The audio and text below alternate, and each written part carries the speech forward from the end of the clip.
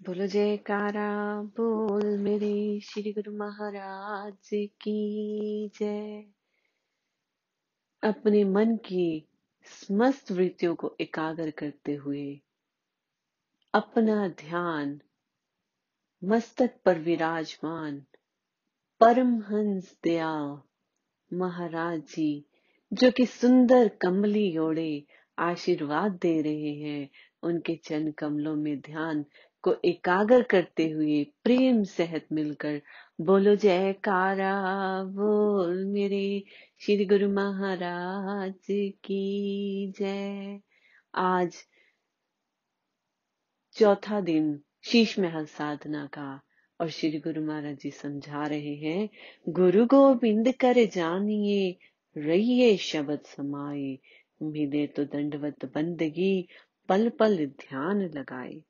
गुरुमुखो, सुरती जब शब्द में लीन हो जाती है वह काल से बच जाती है। सुरती को आजाद करने के लिए ध्यान में लगाओ। ऊपर के निज देश में उसका संबंध जोड़ो। निज देश जैसे पहले दिन के प्रवचनों में समझाया था श्री गुरु महाराज जी ने, जो आंखों के ऊपर है हमारा मस्तिष्क, वो ब्रह्मांड देश है और ब्रह्मांड देश को ही निज देश कहा जाता है। तो निज देश में हमें अपना संबंध जोड़ना है। जो साधन केवल शरीर एवं इंद्रियों से किया जाता है वह कर्म है, और जिस साधन में मन की रुचि प्रेम और लगन होती है वह उपासना है। कर्म और उपासना में बड़ा अंतर है। जिस तरह तुम्हारे साथ कोई बात कर रहा है, तुम उसे अपने साथ देख रहे हो, नजदीक बैठे हो, मगर तुम्हारी त्वचो जरा बाहर चली गई तो उसकी बात सुनी हुई भी अनसुनी हो जाती है। जिस कार्य में तुम्हारी त्वचों की धार या रुचि नहीं, वह काम करते हुए भी कुछ लाभ नहीं हुआ। श्री गुरु महाराज जी समझाते हैं कि हम अपने मन को जिस काम में नहीं लगाते उसमें हमें 100% नहीं मिलता, क्योंकि जब तक मन की रुचि नहीं हो जाती किसी काम में, हमारी सब इंद्रियां उस पे एकाग्र नहीं होती।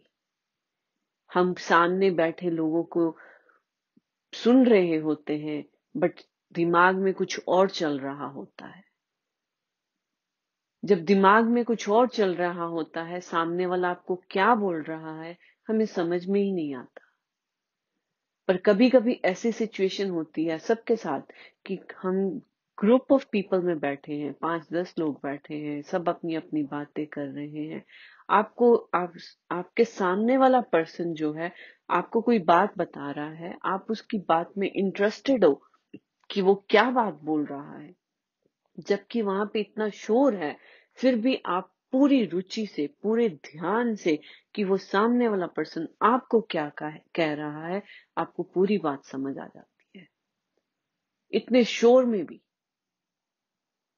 पर कभी कभी हमारा ध्यान ही नहीं होता, साथ में बैठा पर्सन क्या बोल रहा है हमें उस बात का ही नहीं ध्यान होता, क्योंकि हमारी रुचि नहीं है।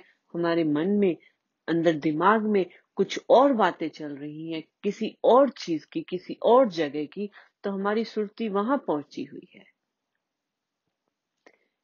श्री गुरु महाराज जी समझाते हैं, प्रेजेंट मोमेंट में जियो, होश पूर्वक जियो, अपनी सुरती को अपने संग रखो। जैसे कि गुरुमुखो कि हम एक बार की बात है, श्री गुरु महाराज जी पंचम पातशाह जी सुंदर सिंहासन पर विराजमान दर्शन दे रहे थे और संगतें लाइन में लगी मत्था टेक रही थी। एक भक्त्यानी लाइनों में लगी मत्था टेकने के लिए, तो उसको याद आ गया कि किसी ने उसको सेवा दी थी भेंटा करने के लिए, तो उसने सेवा निकाली और उसके बारे में ही सोचने लग गई। जब तक उसकी टर्न आई दर्शनों के लिए, मत्था टेकने के लिए, उसने वो बस अपने परिवार के बारे में ही सोचती रह गई। जब श्री गुरु महाराज जी के चरणों में उसने सेवा भेंटा की कि ये फलानी भक्तानी ने आपके लिए सेवा दी है, कबूल करे, तो श्री गुरु महाराज जी ने बोला, फरमाते हैं कि उसकी सेवा तो कबूल है, उसकी हाजिरी तो लग गई, क्योंकि वो घर बैठे भी मेरे बारे में, हमारे बारे में सोच रही है। उसका ध्यान यहाँ पे लगा हुआ है, पर तुम लाइनों में लगी घर के बारे में सोच रही हो। तो तुम्हारी सुरती अभी भी बाहर ही है, श्री चरणों में नहीं है, तुम्हारी हाजिरी नहीं लगी। तो गुरुमुखो, यही बात श्री गुरु महाराज जी समझा रहे हैं कि जब भजन अभ्यास में बैठते हैं तो होश पूर्वक बैठना है कि हमारी सुरत, हमारी पूरी की पूरी इंद्रियां यहीं पर हो, हम होश पूर्वक करें। जैसे कहते हैं ना, आंख नाक मुंह बंद कर नाम निरंजन ले, भीतर के पट तब खुले जब बाहर के पट दे। जब हम आंखें, नाक, कान, ये सब चीज अपने मन चित्त से एकाग्र कर ध्यान में लगा देंगे, तब हमारे अंदर के पट खुलने लग जाते हैं, क्योंकि सुरती को बाहर से अंदर की तरफ लेके चले गए। और अब बात ये आती है कि हमें अंदर की तरफ कैसे लेके जाना है और कैसे इसको एकाग्र रखना है। श्वासों के जरिए। जब हमने पिछले वचनों में भी ये बात को समझा था कि हमारा मन हमेशा भटकता रहता है, लेकिन श्वास ही एक ऐसी चीज है जो हमें हमसे जोड़ के रखती है, क्योंकि श्वास हर समय चल रहे हैं, चाहे सो रहे हैं, चाहे जाग रहे हैं, चाहे कोई काम कर रहे हैं, चाहे वेले बैठे हैं, श्वास चल रहे हैं। बस उसी श्वासों में इस शब्द को जोड़ देना है कि जैसे पहली लाइन में श्री गुरु महाराज जी ने फरमाया, गुरु गोविंद कर जानिए रहिए शब्द समाए, कि उस शब्द में श्वासों के साथ जोड़ देंगे तो हमारा ध्यान श्वासों में शब्द का उच्चारण सुनने में लग जाएगा, तो हम प्रेजेंट मोमेंट में रहेंगे। और जब प्रेजेंट मोमेंट में रहेंगे तभी होश पूर्वक रहेंगे, क्योंकि मन की आदत है ये या तो पास्ट में रहता है या फ्यूचर में रहता है, कि कल क्या हुआ था, परसों क्या हुआ था, किसने क्या कर दिया, किसने क्यों कर दिया, ये सब बातों में रहता है। और आगे की प्लानिंग में रहता है, फ्यूचर प्लानिंग में, कि मुझे बच्चों की पढ़ाई के लिए ये करना है, मुझे परिवार के लिए ये करना है, ये संसार के लिए ये करना है, बिजनेस के लिए ये करना है। पर आज के अभी के समय में हमें पता ही नहीं रहता कि हमारी प्लेट में खाना पड़ा है, हमें उसका स्वाद ही नहीं आता, क्योंकि हम बातों में उलझे हुए या तो फ्यूचर प्लानिंग कर रहे हैं या पास्ट के बारे में सोच रहे हैं।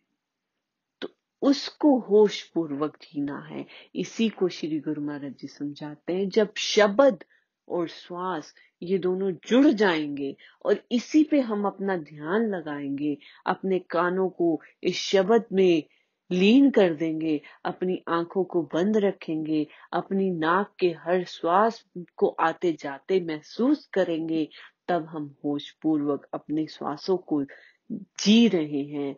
तब इसमें शब्द का जो उच्चारण होगा वो अभ्यास में गहरा उतार देगा।